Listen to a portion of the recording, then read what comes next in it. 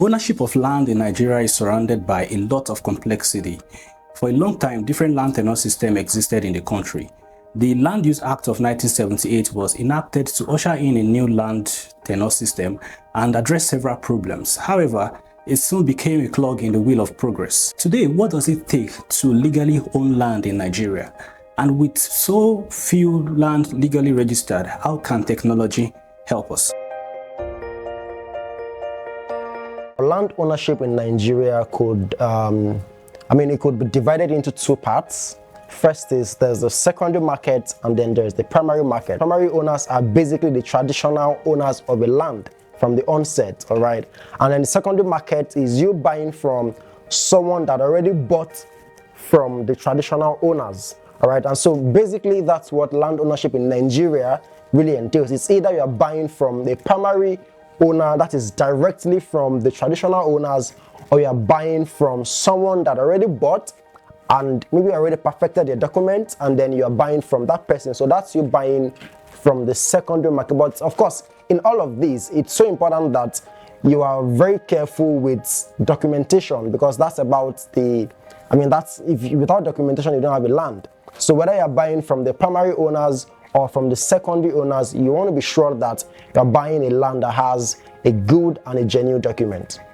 Well, when you're talking about land ownership in Nigeria, what comes to your mind actually is some certain key concepts, but you have to look at it from the legal perspective and the customary aspect. So for legal perspective, you're talking about legal rights of ownership, customary traditional right of ownership. Now, the concept you basically look at is land titling, land registration, survey and documentation, and you're also looking at government regulation, community and customary rights. You look at investigation and due diligence. You look at Land Use Act and the potential challenges you might be faced with in the process of owning land in Nigeria.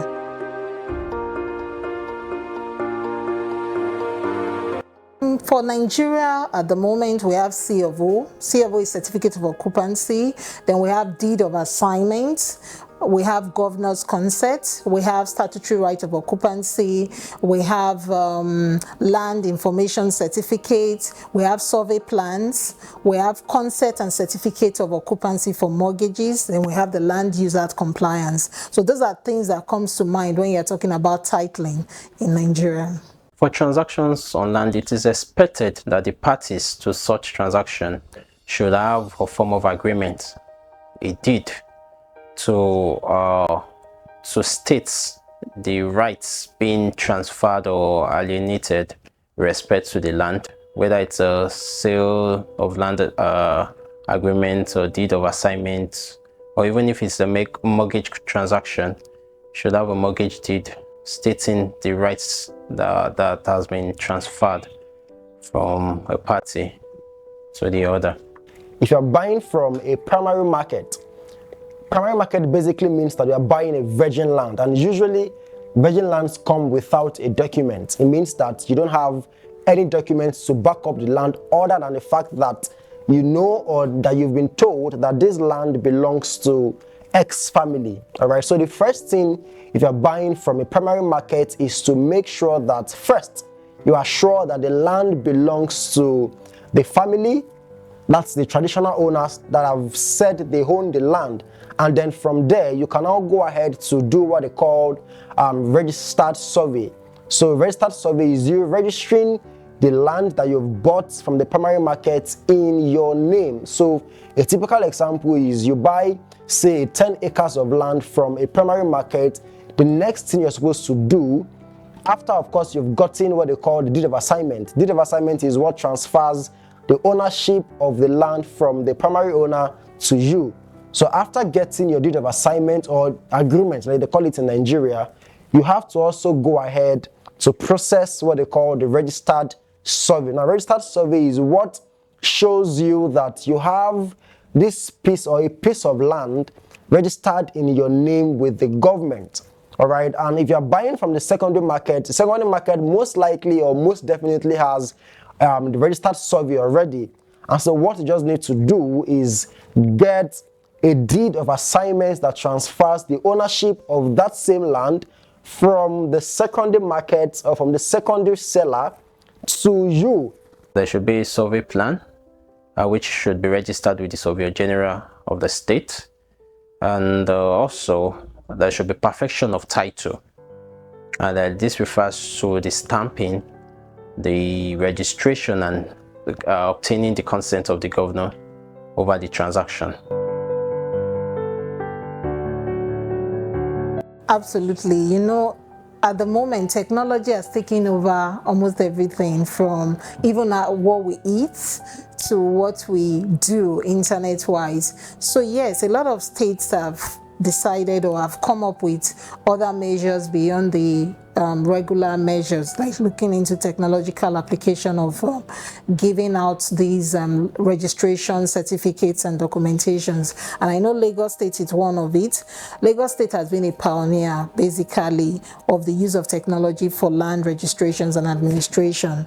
So I think they use, they call it the last pass, more like Lagos State Land Administration and Property Automation System. So that's what they basically use to generate these land transactions efficiency, to ensure that it's effective. And because it's technologically applied, so they have these numbers. It's easy to track which has been registered and which has not been registered. Then we have Kaduna State, they also have one. Then we have I think Oyo State is also applying it as well. Then we have FCT Abuja, we have Enugu State, and we have Ogun State. So I think all of these states have seen the need to, you know, come up with these technological application of registering lands. I believe very strongly that Nigeria is over time going to get to that point where everybody would have to tilt to that model, where we have an e-platform where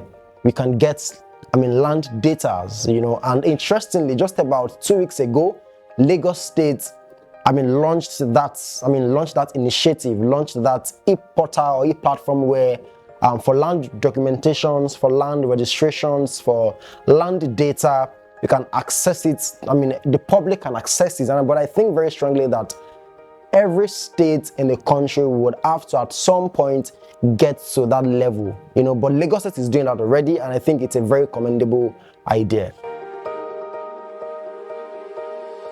Wow, land conflict in Nigeria is a complex issue, you know.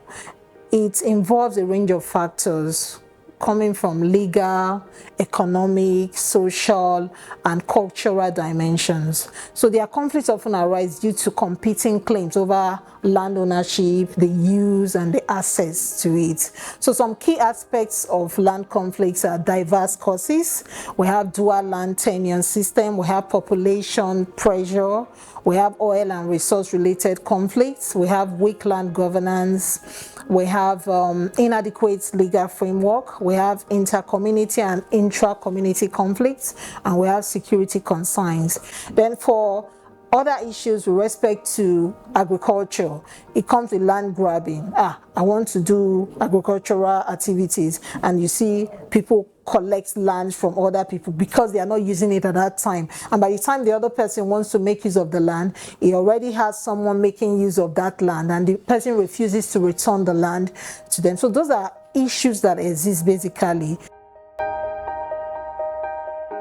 For the Land Use Act, it's a federal legislation, and the powers to amend, reform, or repeal the federal legislation is vested in the National Assembly, which is made up of the Senate and the House of Representatives.